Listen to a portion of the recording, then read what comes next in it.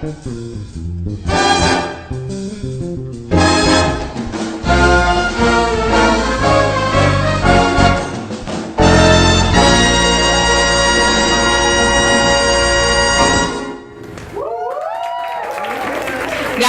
eu queria estar anunciando aqui hoje que é o nosso primeiro programa dos jovens. Sejam muito bem-vindos. Esse programa foi criado para a gente poder estar conhecendo um pouco melhor os membros da nossa igreja, não só os membros da nossa igreja, mas também de outras igrejas. E a gente quer que vocês sintam muito à vontade, voltem sempre, essa galera visitante aí, tá? Pode voltar quando quiser, sejam muito bem-vindos. Calma aí, gente, pegar o papelzinho aqui que eu esqueci, o negócio é ao vivo. Eu não acredito que eles são desse negócio, cara. Eu quero apresentar aí os nossos convidados. Pastor Davidson.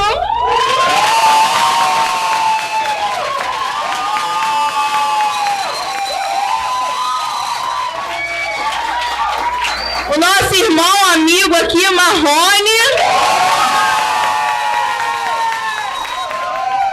E vamos começar, galera. Pastor Davidson, por favor.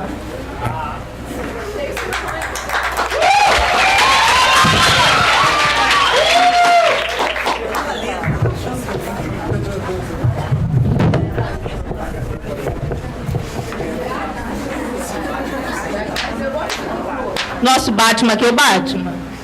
Ai, obrigada. Era para fazer silêncio. Pastor, a gente estudou um pouquinho a sua vida. Estudamos. E aí, assim, o senhor nasceu 17 de março de 1966, não é isso? Isso mesmo. Nasceu branquelinho, careca, no hospital da Polícia Militar, não foi? Isso aí. E... ali no Estácio, o carioca da Gema. Caraca! E a gente também queria saber, assim, qual foi a origem do seu nome? Como é que seus pais colocaram esse nome no senhor? O nome do meu pai é Davi e Davidson significa filho de Davi. Então a origem do nome é exatamente essa daí do meu pai. Na verdade eu brinco com ele que eu nasci numa época em que a moto Harley Davidson era muito famosa e que ele teria colocado o meu nome por conta da moto. Mas ele diz que é por conta mesmo, que significa filho de Davi. Que legal! E é uma sucessão de D na sua casa, né? Como é que é o nome dos seus irmãos? É Daisy, e Davi Júnior. Nossa! Pastor, a gente queria saber um pouco da sua criação. O senhor foi criado num lar cristão? Parte sim. Meus pais, eles eram, quando eu nasci, meu pai era líder de juventude na igreja presbiteriana. Mas quando eu tinha 3, 4 anos, ele então se afastou e só veio se reconciliar já 33 anos depois, no momento que eu estava lá com eles em Mato Grosso e pregando, eles se reconciliaram. Atualmente eles moram no Mato Grosso, não é isso? Sim, eles moram em Rio Branco, no Mato Grosso, bem perto da divisa com a Bolívia, moram lá já há alguns anos. Pastor, eu fiquei sabendo que seu pai se afastou da igreja por conta de uma decepção, né, com alguns irmãos.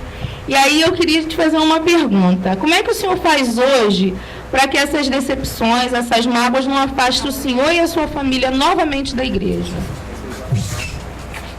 É muito dependência de Deus, realmente, né? Oração para que essas coisas não abalem a nossa fé, a nossa dependência de Deus, e uma vida de oração e de convicção do que o Senhor quer de nós, né? Então é muito conversa, sabendo que a gente vive no meio de seres humanos que têm suas falhas, têm suas limitações, que podem errar, assim como nós também temos as nossas limitações e cometemos nossos erros, né? Beleza, a gente ficou também sabendo que o senhor vem de uma família muito humilde, né? O senhor já contou várias vezes, assim, de público que vendia picolé, né, no verão. Qual era a praia mesmo, hein, que o senhor vendia picolé? Sepitiba. Ah, nem eu e o Lucas acertamos, hein, Lucas? Sepitiba. Porque tinha um ônibus de Nova Iguaçu para Sepitiba. Então, se o dia estava limpo no domingo, então eu acordava cedo, chegava em Cabuçu, comprava o picolé, enchia uma caixa de isopor porque ele era mais barato, pegava o ônibus e ia para Sepitiba vender picolé. E depois, quando terminava essa primeira caixa de picolé, eu comprava outra ali na praia mesmo e vendia. E depois ainda pegava uma praia. Esperta, hein? A gente sabe também que o senhor é muito inteligente. E com quantos anos o senhor terminou o segundo grau? Com 16 para 17 anos. Estudou em escola pública? Estudei em escola pública, a primeira parte do ensino fundamental, né, na antiga, até quarta série, e depois estudei numa escola do bairro.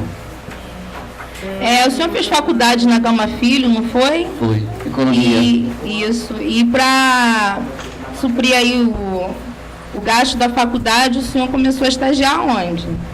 Primeiro eu estagiei numa editora, uma editora econômica, Jornal Boletim Cambial, é um jornal econômico que dava as taxas de câmbio e de inflação, e depois eu fui para estagiar numa empresa americana chamada Xerox. Ali eu entrei como estagiário e fiquei 18 anos lá. Estagiando de quê, hein? Na área de marketing. Mas o senhor na Xerox do Brasil, o senhor começou como? Eu comecei como estagiário. Office boy, não foi? Office boy? Foi estagiário, né, uma estrutura bem parecida com jovem aprendiz hoje. E aí, assim, como é que foi essa carreira dentro da Xerox?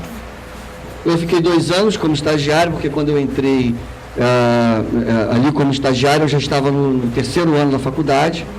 Então, durante o 3º e o 4º ano, então, eu poderia ser estagiário. E depois eu fui efetivado na área fiscal, não era a área de marketing, mas era o único lugar que tinha vaga, né? Tinha uma vaga na área tributária, e alguém me perguntou assim, você conhece da área tributária? Eu disse, eu conheço alguma coisa, mas se você me der uma chance, eu aprendo e faço trabalho. E aí me deram uma chance, eu aprendi ali o trabalho e fui em frente. E como é que você conseguiu aprender esse trabalho assim? Conta aí como é que foi essa história. Porque na realidade a gente ficou sabendo, você não sabia nada do negócio. Você, para conseguir essa vaga aí...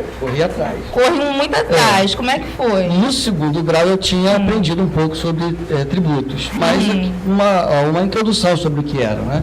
Então, quando surgiu a vaga nessa área fiscal, eu fui procurar cursos, comprei livros e fiquei algumas noites, durante várias semanas, estudando, aprendendo sobre o assunto, para poder, então, fazer a prova e as entrevistas e começar o trabalho ali.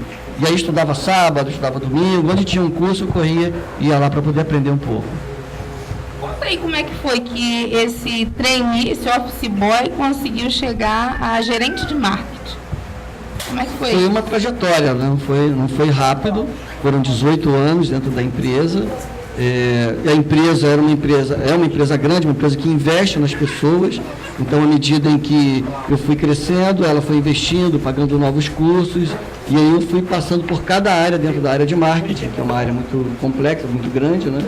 E à medida em que eu ia passando, ia sendo promovido, ia crescendo, né? Depois eu entendi que tudo isso, até a minha conversão, eu não entendia bem que era isso, né? Que era bênção de Deus. Eu entendia que era a minha própria inteligência, a minha própria força. Depois da minha experiência com Cristo, que eu entendi que era Deus abrindo portas ali para mim.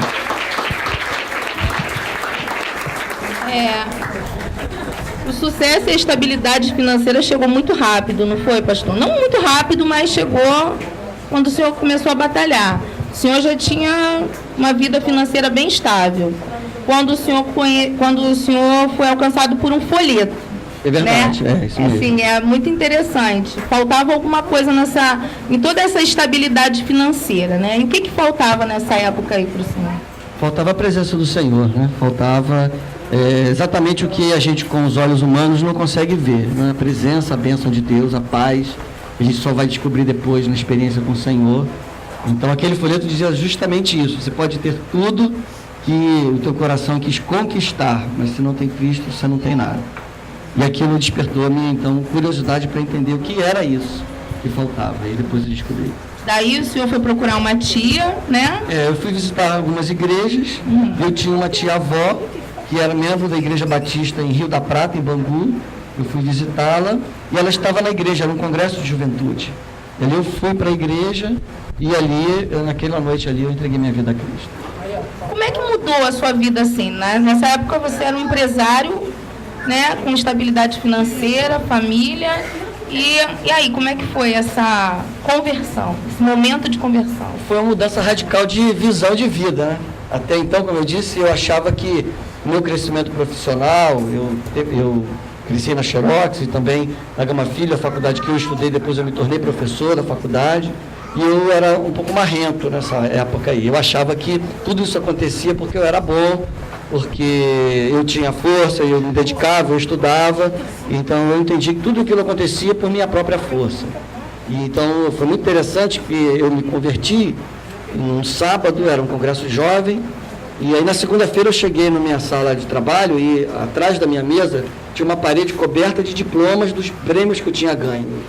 E a Verônica, que era minha secretária, sabia, cada vez que eu ganhava um prêmio, ela tinha que colocar aquele diploma numa moldura e pendurar atrás da parede da minha mesa, para que todo mundo que entrasse na minha sala visse aquela decoração ali, bem marrenta mesmo, né, de alguém ali premiado. E na segunda-feira, quando eu cheguei, que eu olhei aquela parede lotada de diplomas ali, aquilo fez mal, eu chamei a Verônica e disse, Verônica, vamos tirar tudo isso aqui, vamos comprar um quadro, colocar um quadro aqui para decorar melhor, porque é muita opulência, né? Ela disse, o que aconteceu com você? Né? Algum problema contigo, está passando mal, teve algum problema na família? E eu disse, não, é que agora eu sou crente. E aí isso aqui está muito ruim, vamos mudar isso aqui. Estava ruim, não estava? Confessa. Ela dizia, realmente era. Então mudou a minha visão de vida, né? Eu passei a entender que nada que eu tinha ou era acontecia ou ganhava ou conquistava, mas eu recebia e ganhava de Deus. Pastor, agora vamos mudar aqui um pouquinho de momento de vida. A gente sabe que o senhor é casado com a doutora Carla. Conta como é que foi a primeira vez que você viu a doutora Carla. A gente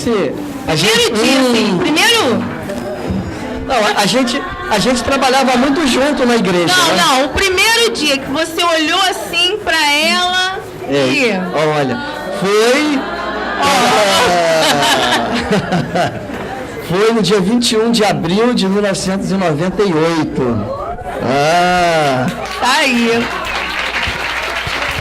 E assim... Foi um churrasco do coro jovem, aqui no sítio da igreja em Heliópolis, né? Eu trabalhei... Já parte da sua vida. Heliópolis já fazia parte da minha vida ali, né? E a gente estava lá no churrasco, eu cheguei um pouco atrasado, porque tinha ido trabalhar, e aquele menino que hoje está um rapagão, ele trancou o arroz do almoço com a chave dentro do carro dos pais, e tiveram que chamar chaveiro e tudo, né? E nisso atrasou o almoço. E quando eu cheguei no churrasco, estava a Carla, pastor Edgar com a esposa, e eles me convidaram para sentar com eles à mesa para almoçar. Foi ali que a gente passou uma tarde conversando, né? Trocando ideias, ali que eu a conheci, assim. Né? E aí depois, obviamente, ela tinha que ir para um plantão, mas ela não sabia sair do sítio, né, para chegar. E aí eu fui guiando, ela no meu carro no dela, né? E aí eu cheguei em casa e disse assim, puxa, mas até que a Carla é gente boa, né? E aí, como é que foi essa conquista? Como é que foi? Bom, daí ali, meu coração começou a ficar pensando nela, né? Mas eu entendia que era bênção demais para mim. Mas fiquei quietinho, aí fui conversar com o meu pastor, com o nosso pastor. E disse assim, pastor, Deus está sinalizando no meu coração que tem uma bênção para mim, mas é muita bênção, pastor, acho que eu não mereço e tal. Assim, aí ele disse, mas fala quem é. Falei, é a Carla, a doutora Carla e tal. Aí o pastor Edgar, com aquele jeitão dele, né, fez assim na cadeira, e disse assim, olha, pois eu e Márcia estamos orando por vocês. Vai lá, meu filho, vai lá. Aí me estimulou a poder conversar com ela, né. Agora a gente quer saber, assim, a história do cinema. Como é que foi essa história do cinema? Foi o seguinte, né? Eu liderava a juventude, ela o evangelismo da igreja. E a gente tinha programado um cinema para geral naquele sábado, porque dia 21 de abril foi uma terça-feira, e aí no sábado a gente tinha então o cinema para ver Titanic. Né? E nós fomos ver Titanic. Foi o primeiro filme que a gente viu junto ali. Só que tinha muita gente, né? Era uma galera, né? Então ali foi legal, um filme muito bom, mas ali não deu para ter nenhuma conversa, sempre que ficava todo mundo ao nosso redor. Mas a galera queria saber, nesse dia então, rolou um beijo? Não. Poxa vida! Sim, o beijo só veio 3 meses depois de oração. Aprendam, né? Meninas, aprendam!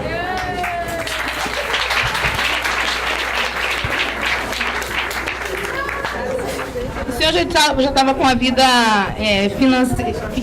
espiritual já estável, já estava casado. quando decidiu fazer seminário, não é verdade? Na verdade, eu comecei o seminário em 98. A primeira... Eu comecei e trancava algumas vezes, né?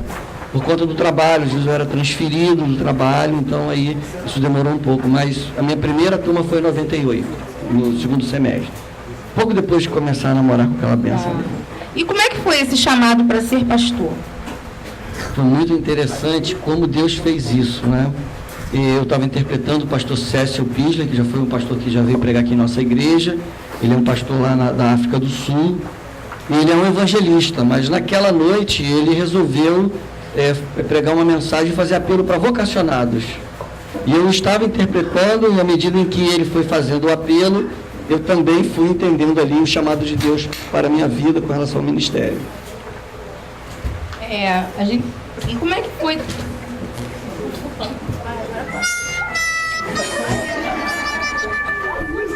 Depois do sucesso profissional, como é que foi o chamado para assumir a PIB de Heliópolis? Como é que o senhor conheceu a PIB?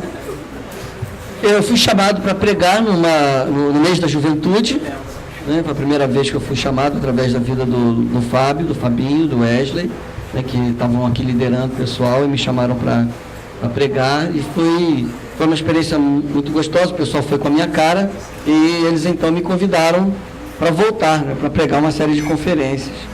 E aí depois então foi assim que eu conheci Heliópolis, foi no Congresso da Juventude, pregando sobre nada muda se nada mudar.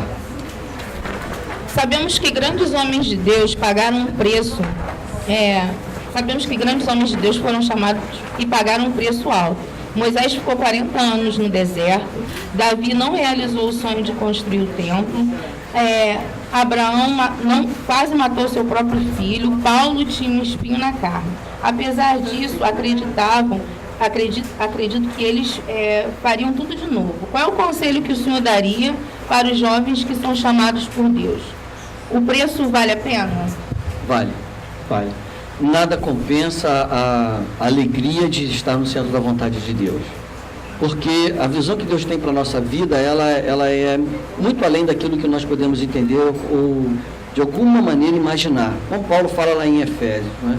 E quando eu sei que eu estou no centro da vontade de Deus, nada acontece fora do tempo. Como o salmista fala no Salmo 1, quando eu estou ali, não estou me assentando, estou fazendo a vontade do Senhor, eu sou como árvore que é plantada à beira do ribeiro. Então, nosso coração, e aí a dica para quem se sente chamado, vocacionado, é que nada acontece fora do tempo de Deus. Ainda que a gente tenha um pouco de pressa e queira ver as coisas acontecendo de uma maneira mais rápida, deixa Deus fazer tudo no tempo e da forma dele. Porque o tempo e da forma dele é perfeito, é agradável, é bom. A gente não tem que ter a esperança para poder aguardar o tempo de Deus. Beleza.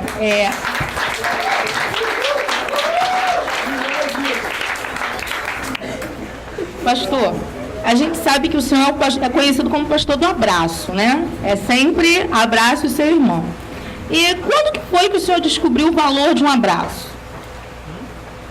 Foram nos momentos em que eu mais precisei de amizades verdadeiras, e foram os abraços acolhedores dos meus irmãos que me fizeram me sentir protegido pelo meu Deus. Aí eu percebi que um abraço de um irmão, quando a gente está carente, é o abraço de Deus, materializa o abraço de Deus. Valeu.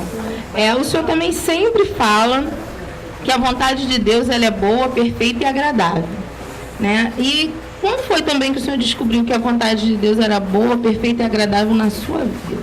Quando eu conheci a minha esposa Carla. Aê!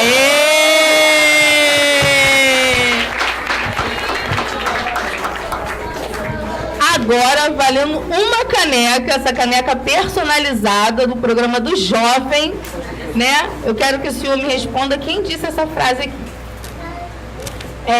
Quanto família, tenho a dizer que Davidson é muito, muito mais do que eu sonhei, do que eu pedi. Junto temos uma família, que é um presente maravilhoso de Deus, como pai, filho, marido e pastor. Davidson é um vaso escolhido, é um exemplo de homem segundo o coração de Deus. Quem disse isso? Minha esposa Carla. Aê!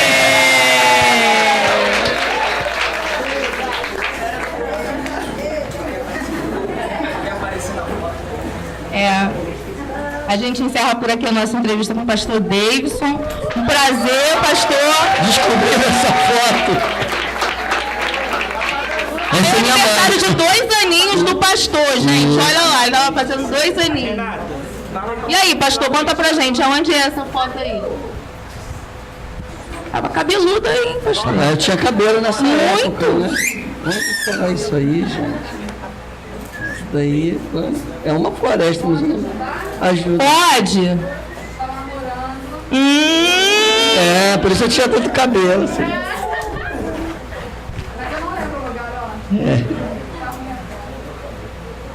Isso aí foi lá no Cristo Redentor. Isso aí é uma feira, a feira de informática em São Paulo. Isso quando eu dirigia o programa dos vegetais aqui no Brasil. Isso é no cenário que a gente gravava os programas. Aí com a Vanessa, com a Dani e com o Lucas, pequenino. Esse aqui, olha lá. Olha eles aí no Cristo.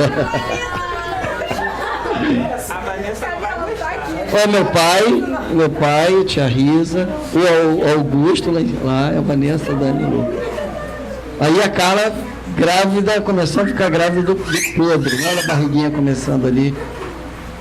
Isso, e aqui a gente apresentando o Pedro Henrique quando nasceu. Com ele em casa. Aí alguns meses do Pedro, tomando banho, o primeiro banho do Pedro. E aí a gente tirando um cochilo, né? Ninguém é de ferro. Aí foi no dia da minha ordenação ao Ministério Pastoral, a primeira vez que eu pedi a bênção apostólica. No momento da consagração. E foi no mesmo dia que nós completamos 5 anos de casados.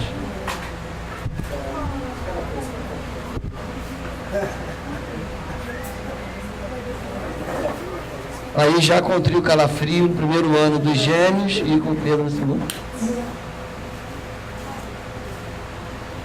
Na formatura da Vanessa. Isso foi agora, gente. Lá em João Pessoa, lá no lançamento da campanha. Vocês foram buscar essas fotos longe, hein?